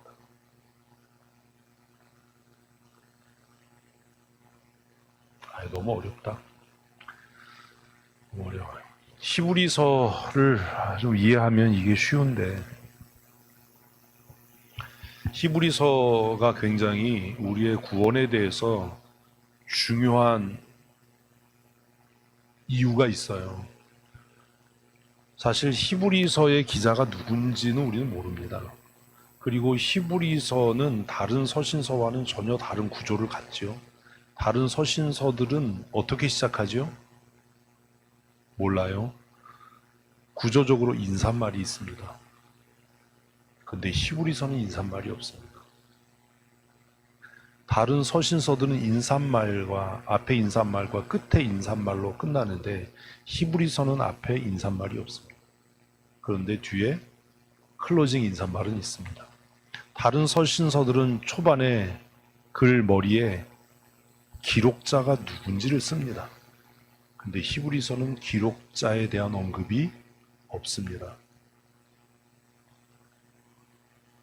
그래서 히브리서를 쓴 사람은 자기 자신을 드러내지 않으려고 했던 것 같습니다.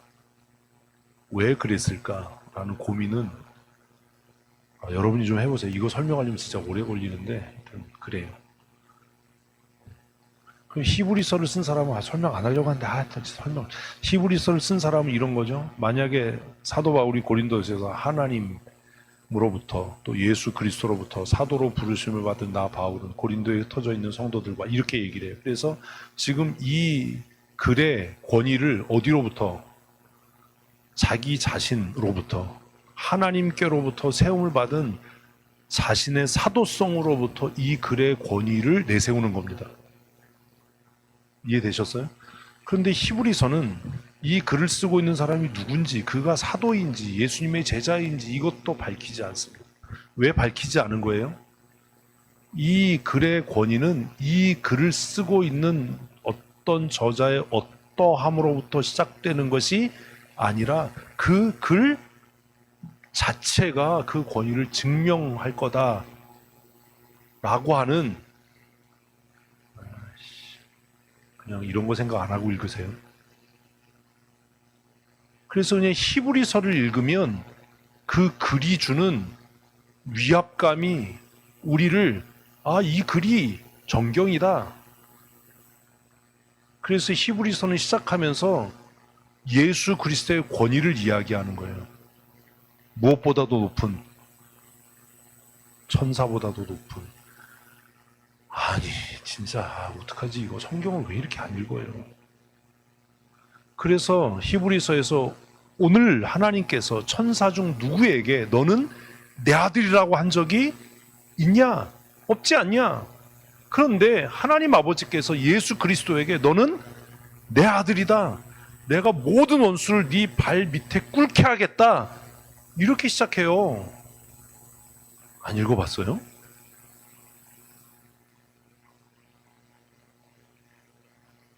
그런데 그 히브리서가 지금 이야기하려고 하는데 이 히브리서를 이해를 못해. 히브리서가 이야기하는 게 뭐냐면 영원한 안식이거든요. 영원한 안식. 응? 돌아버리겠네 진짜. 그래서 우리는 안식 그러면 어디를 생각해요? 가나안. 기업하면 가나안 얘기해요. 근데 히브리서는 뭐라고 도전하냐면, 야, 여호수아가 너희에게 안식을 가져다 주지 못했어. 만일 여호수아가 너희에게 안식을 가져다 주고 그 가나안이 정말 너희에게 기업이라면 하나님께서 또 어떤 날을 정해서 너희에게 안식을 주시겠다고 말하지 않았을 거야 라고 얘기한다고. 그러면 히브리서가 얘기하는 안식이 도대체 뭐냐, 이 고민을 해야 돼. 아니면 네? 그래서 히브리서 기자가 뭐라고 얘기하냐면 하나님께서 또 어떤 다른 날을 정하셨다는 거예요. 그래서 너희가 그 안식에 들어가게 하겠다는 거야. 근데 우리가 그 안식에 들어가는 게 왜 그렇게 중요하냐면, 만일 우리가 그 안식에 들어가지 못한다면 우리 이전에 안식을 바라봤던 사람들의 수고가 다 말짱 꽝이 될 거라는 거야. 진짜 어떻게 도와주지 이걸. 이해 안 돼도 이해된 척을 해야 돼. 이렇게 심란한 얼굴을 하면 내가 오늘 밤에 잠을 못 자는 거야. 진짜. 응? 그 얘기를 한 거예요. 그러면 히브리서가 얘기하는 그 안식이 뭐냐라는 거예요. 히브리서가 얘기하는 그 안식이 뭡니까? 우리는 그냥 그걸 싸잡아서 구원의 완성 이렇게 얘기하는데, 히브리서의 무명의 저자가 이야기하는 그 안식은 새 창조에 들어가는 거예요. 새 창조. 그래서 제가 제자양반하면서 그 얘기 했잖아요. 구원은 뭐다?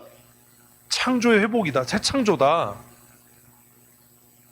와, 제자양반 다시 해야 되나? 그래서 이걸 요한계시록은 뭐? 새 하늘과 새 땅이 위로부터 임한다. 그러니까 이게 또 정신없는 인간들이 신천지다. 이렇게 된 거 아닙니까? 새 예루살렘이 하늘로부터 내려오는데 그것이 신부가 신랑을 위해 단장한 것 같다. 뭐 이런 거잖아요. 성경 좀 읽어요, 좀 제발. 그래서 히브리서가 이야기하는 그 안식은 뭐에 참여하는 것? 새 창조에 참여하는 거예요. 응? 그 새 창조는 창조의 회복이에요. 누구를 통한? 예수 그리스도를 통한. 우리의 육체가 어디에 참여하는 것? 새 생명에 참여하는 거예요. 이해가 됐는지 안 되는지 모르지만 몰라, 나 진짜 집에 갈 거니까. 구원이란 하나님께로 받은 우리의 육체의 생명이 어디에? 새 생명에 참여하는 거예요. 그게 누구야?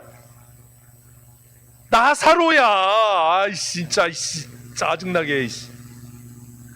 나사로의 육체의 생명이 이미 사흘 전에 끝났어. 뭘 죽어 또. 끝났어. 그저 죽었어. 그래서 썩어서 냄새가 나. 그런데 예수님께서 돌문을 열어놔라 그러고 나사로야 나오라 라고 할 때 나사로가 붕대로 싸맨 채로 나와요. 그래서 그가 어디에 참여하는 거예요? 새 생명에 참여하는 거야. 이건 그림 언어고 상징이에요. 새 생명에 참여하는 것. 무엇의 완성? 창조의 완성. 그러니 그 새 생명에 참여한 증거인 나사로를 죽여야죠. 그래야 예수의 메시아됨이 부정되죠. 그러니까 유대인들은 나사로 저 새끼를 죽여야 된다. 저걸 암살해야 된다. 그래야 예수 그리스도가 메시아라는 증거가 없어진다. 아이씨. 그래서 제가 그랬잖아요. 나사로가 제일 불쌍한 사람이다. 왜? 2번 죽었으니까. 응? 그 나사로의 죽음이 그림 언어가 돼서 이제 예수님께서 십자가에서 죽으시고 부활하심으로 창조의 완성이 되신 거예요. 그래서 이제 누구든지 예수 그리스도를 주로 고백하면 그는 어디에 참여하는 자? 새 창조에 참여하는 자가 되는 거예요. 이게 어려워요, 사실. 이거 여러분한테 이렇게 소리 지를 게 아니라 네, 진짜 너무 답답해. 너무 답답해. 너무 답답해. 아가미가 답답해. 예수 믿으면 뭐 천국 가고 이런 그 수준 낮은 그걸 좀 벗어나서 뭐 죽으면 천국 가요. 뭐 예수님이 내 죄를 위해서 죽어. 이건 이제 그만하고. 그래서 나사로의 이 사건은 굉장히 중요한 전환점이 되는 거예요. 나사로는 예수 그리스도로 말미암은 새 창조의 완성이 이 땅에 도래하기 이전에 앞으로 창조의 완성인 새 창조가 우리 가운데 임할 거다라고 하는 뭐다? 예고편이다.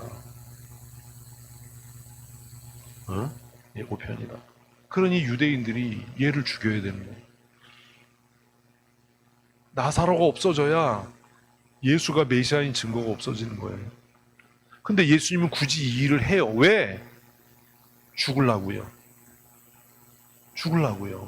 그래서 요한복음은 정말 특이하게 복음서를 시작하면서부터 예수님께서 뭐 하려고? 죽으려고 길을 쓰는 것처럼 쓰는 거예요, 글을. 그래서 오늘 이야기에도 유대로 가자. 아니, 조금 아까 죽이려고 했는데요. 그 얘기가 왜 삽입됐겠냐고요. 그럼 예수님이 뭐라고 얘기한 거예요? 나는 죽으려고 온 거야. 그런데 내가 죽으려고 왔지만 아무 때나 안 죽어.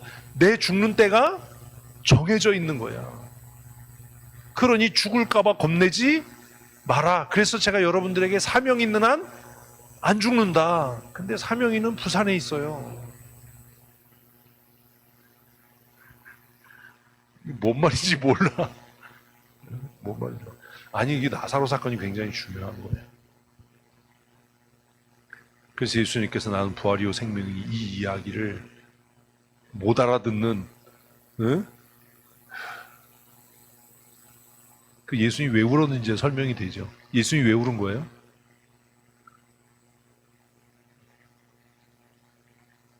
그러니까 지금 박민철 장로님이 얘기한 것도 하나예요. 자신의 죽음을 보는 거. 자신의 죽음. 제가 얘기했잖아. 나사로의 죽음이 예수 그리스도의 죽음의 예표요, 상징이요, 그림자요. 그것을 통해서 새 창조에 들어가는. 그래서 히브리서가 이야기한 안식에 들어가기를 힘써라. 흘러 떠내려가지 않게 하라. 너희의 조상들이 애굽에서 나왔어도 다 광야에서 죽지 않았냐? 우리가 들어갈 안식이 뭐냐? 근데 우리는 그냥 교회에서 정말 천박하게 뭐 죽으면 천국 가요 맨날 이 소리만 하는 거예요. 안식에 들어간다는 것은 어디에 들어가는 것? 새 창조에 들어가는 것. 그걸 바울은 고린도서에서 우리가 썩을 몸으로 심고 썩지 아니할 몸으로 거둔다. 그렇게 설명한 거예요. 다 똑같은 이야기예요. 그래서 히브리서는 일부러 저자가 자기 자신을 밝히지 않은 것 같다라고 제가 생각하는 거예요. 어떤 사람들은 히브리서가 저작이 누군지를 명확하지 않기 때문에 이게 정경성에 문제가 있다고 얘기하지만 저는 달리 생각해요. 근데 이런 걸 이렇게 얘기하면 안 되고 그걸 책을 써야 되는데 다 얘기를 해버리는 거지. 히브리서는 일부러 그 말씀의 권위를 기록자의 사도성이나 기록자의 그 타이틀, 무게를 빌려서 그 말씀의 권위를 높이려고 하는 게 아니라 너희가 그냥 이 글을 읽어봐라. 이 글이 얼마나 권위가 있는지, 이 글이 얼마나 능력이 있는지 너희가 한번 읽고 평가해봐라. 그래서 기록자인 자기 자신을 밝히지 않는 거예요. 인사말도 하지 않는 거예요. 그래서 시작하면서부터 예수 그리스도의 권위가 얼마나 높은지를 유대인들이 숭배의 대상으로 삼았던 누구와? 천사와 비교해버리는 겁니다. 너희가 천사가 대단하다고 생각하고 영적이라고 생각하고 너희가 숭배까지 하지 않냐? 그런데 오늘날 하나님께서 천사 중 누구에게 너는 내 아들이라고 하신 적을 봤냐? 그런 거 없지 않냐? 그런데 아버지께서 아들 예수에게 너는 내 아들이다. 오늘날 내가 너를 낳았다 라고 이야기하지 않냐? 이걸 보고도 모르겠냐? 근데 우리는 네, 뭐라요? 뭐 이렇게 되는 거죠. 난 히브리서를 굉장히 사랑한다니까. 로마서는 바울이라고 하는 그 거대한 인물이 있어서 로마서가 대단한 저작이야 이렇게 생각하지만 히브리서는 무명의 저자. 그래서 제가 그냥 우기는 거예요. 뭐라고요? 바울이 썼을 거다라고 우기는 거예요. 누군지는 몰라요. 왜? 밝히지 않으니까. 서신서 중에 이 글의 저자가 누구다라고 밝히지 않은 유일한 책은 히브리서입니다. 자기 자신을 밝히지 않으니까 뭐가 없는 거예요? 인사말이 없는 거예요.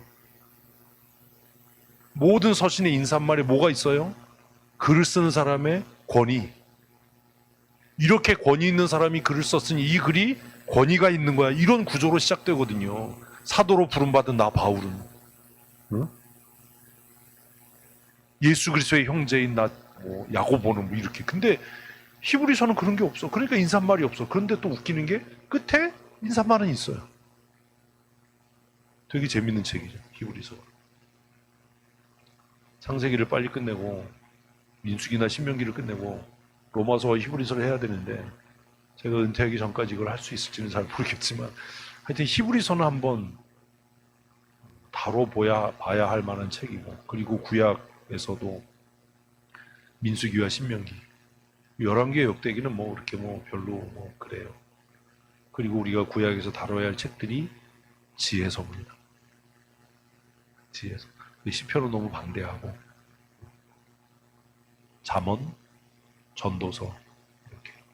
아가서는 좀 그렇고 잠언, 전도서 좀 한 번씩 여러분 인생을 살아가면서 잘 이해하고 해석해야 될 그런 책들이에요. 창세기가 기본이고 창세기를 읽고 나면 민수기와 신명기가 이해가 돼야 되고 그게 이제 하나님과 맺은 언약의 그 완결편이기 때문에 그렇고, 그리고 지혜 문학을 한번 다뤄봐야 됩니다. 시편은 너무 길고, 그래서 잠언, 전도서, 그리고 욥기. 우리는 뭐부터 시작해요? 욥기부터 시작하죠. 응? 욥기, 시편, 잠언, 전도서, 아가서. 근데 사실 난이도로 따지면요, 욥기가 제일 어려워요. 이게 해석이 어렵다는 얘기가 아니에요. 욥기는 신앙이 성숙한 사람, 뭘 얻은 사람? 지혜를 얻은 사람, 지혜소잖아. 뭘 얻은 사람? 지혜를 얻은 사람의 삶에 대한 얘기예요. 그래서 욥기는 소위 말하는 자기 동네에서 뭐가 있다? 몰라도 맞추겠다. 뭐가 있다? 지혜가 있다라고 생각하는 누구? 아, 이름이 새 친구예요? 누구? 소발, 닭발, 개발. 야, 진짜 너무한다. 아이씨. 참. 갑자기 닭발 먹고 싶네. 이 네 명의 사람들과 욥이 뭐 하는 거예요? 지혜 배틀 하는 거예요. 이게 지혜 배틀. 우린 그렇게 안 읽잖아요.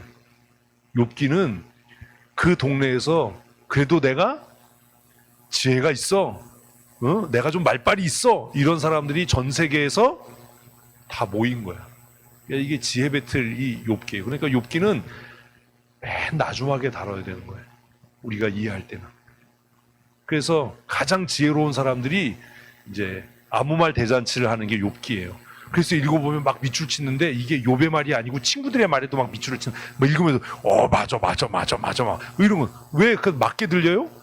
그 동네에서 지혜롭다고 손꼽히는 사람들이 모여가지고 이제 서로 이제 말잔치를 하는 거잖아요. 근데 그 말잔치를 읽으면 이제 짜증나는 게 뭐냐면, 이 정도면 좀 납득을 하고 인정을 해야 되는데 욥이 끝까지 개기네, 뭐 이런 생각이 드는 거죠. 근데 끝판이 너무 웃겨. 하나님이 갑자기 욥승 뭐 이래버려. 욥기는 지혜서의 마지막에 다뤄야 될. 그래서 뭐 우리가 창세기 끝내고 시간이 되면 한 번쯤 이렇게, 신약에서는 지금 이제 요한복음 하고 있으니까 로마서와 히브리서, 요한계시록은 너무 쉬워요. 이렇게 좀 다뤄보면 성경을 보는 그 이해하는 통찰력이 생길 겁니다.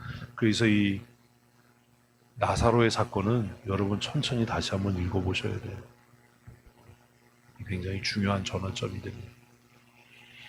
예수님께서 일부러 하나님의 때를 기다리신 거죠. 그래서 제가 여러분에게 말하는 겁니다. 하나님의 일을 하려고 하는 사람들이 조심해야 될 게 뭐다? 서두르지 마라. 나대지 마라. 하나님보다 앞서려고 하지 마라. 예수님이 오라버니가 병들었어요 이럴 때 막 설레발치고 빨리 갔으면 그죠? 일이 되게 웃겨지는 거잖아. 갔는데 안 죽었어. 빨리 죽어. 너 빨리 죽어야 돼. 이제 묵상하면서 그런 훈련들을 좀 하셨으면 좋겠습니다. 내일도 신방이 있습니다. 신방 함께 하실 분들은 시간 늦지 않게 시간 맞춰서 오시고요. 신방 끝나고 내일 저녁에도 말씀 묵상학교 있으니까 신방에서 목사님 힘드니까 안 하겠지 뭐 이런 착각은 하지 마시고 8시 반까지 오셔서 창세기 얼마 안 남았는데 빨리빨리 어떻게 성경을 읽고 해석해야 하는지를 잘 훈련해 보도록 그렇게 하겠습니다. 이제 조별로 이렇게 함께 나눔하는 것들을 좀 더 연습하려고 하니까 조를 잘 짜시고 그리고 자신의 생각들을 잘 이렇게 나누셨으면 좋겠습니다. 이번 주에 월요일에 내일 5가정 신방이 있고요.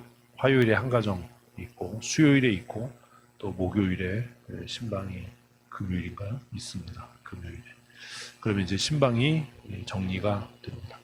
다음 주 주일에는 우리 전도 대상자 작정하고 16일은 우리 선교팀을 중심으로 GMS 본부 방문하는 계획이 있습니다. 교회 일정들을 잘 참고하시고 위에서 기도해 주시고 또 동력하고 동참하실 부분에는 또 함께 해주시기를 바랍니다. 이번 주부터 화요국수 시작을 하고요. 11일에 우리 시니어진 소그룹 모임이 시작됩니다. 또 11일에 우리 노회 응급기금관리위원회 회의가 전체 회의가 있습니다. 봄노회 앞두고 노회 준비 중에 있는데 또 위에서도 기도해 주시고 아까 깜짝 놀랐어요. 양 목사님이 왔다 갔거든요. 못 보던 놈이 왔다니 가발을 드디어 맞춰서 쓰고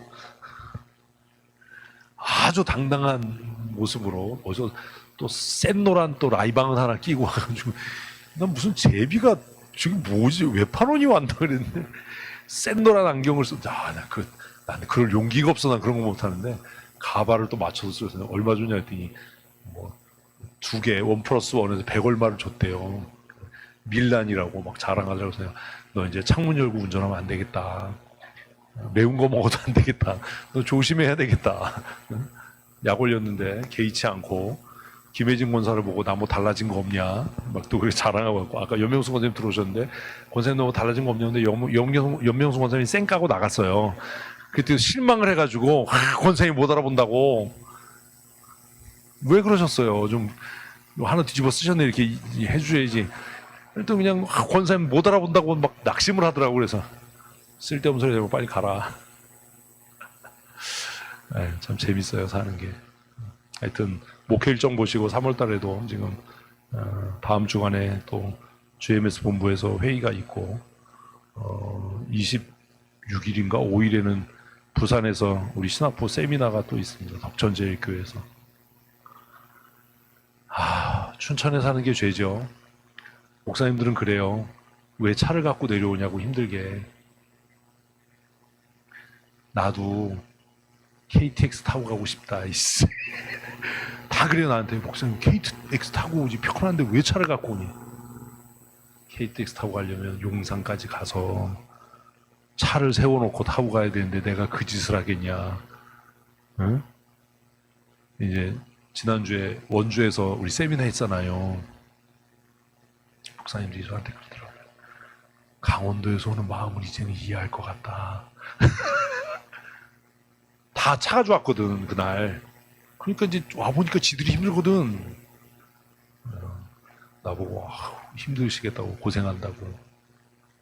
한 목사님은 또 시외버스 타고 오셨어요. 그래서 예배 사회인데 아슬아슬하게 도착했는데 신학부 우리 일정 끝날 때까지 제 건강을 위해서도 이렇게 기도해 주시기를 부탁드리겠습니다. 이번 주 화요일 또 수요일 우리 국수 전도 시작하는 날과 또 우리 시니어진 모임 시작하는 날을 위해서도 여러분 함께 기도해 주시고 윤영혁 원사님은 대상포진이 발병해서 지금 많이 힘든 그런 시간들을 보내셨습니다. 건강 위해서 내일 신방인데 기도해 주시고 우리 정탁이 집사도 몸이 좀 많이 지치고 힘들어서 낮에 우리 장로님들하고 그 진 식구들이 함께 또 집으로 방문해서 신방했습니다. 어려움 가운데 있는 성도들을 위해서 여러분 함께 기도하실 때 잊지 말고 기도해 주시고 또 재원이가 재수를 시작했는데 지치지 않고 끝까지 학업에 전념할 수 있도록 잊지 말고 기도해 주시기를 부탁을 드리겠습니다. 기도하겠습니다.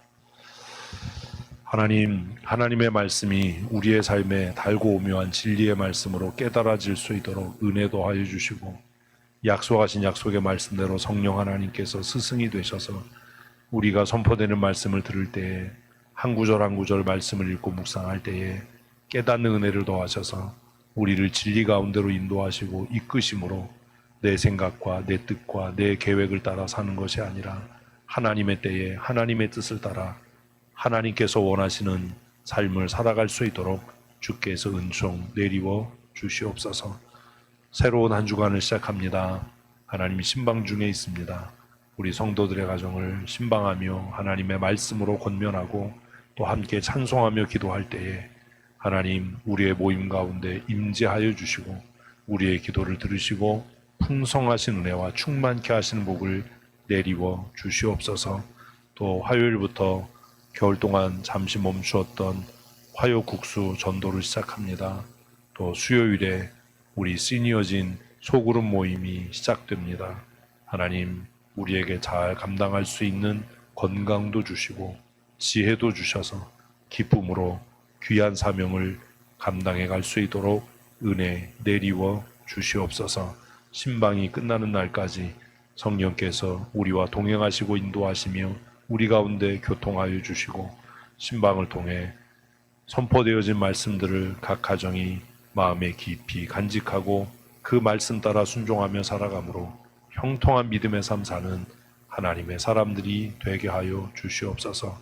새학년, 새학교에 입학하고 또 진학한 우리 사랑하는 자녀들을 진리의 말씀으로 거룩하게 하시고 성령으로 충만케 하셔서 새로운 환경에 잘 적응할 수 있도록 도우신 은혜도 더하실 뿐만 아니라 지혜와 명철을 더하셔서 학업에도 진보가 있게 하시고 각자의 삶의 자리에서 힘써 주의 복음 전할 수 있는 은혜도 내리워 주시옵소서.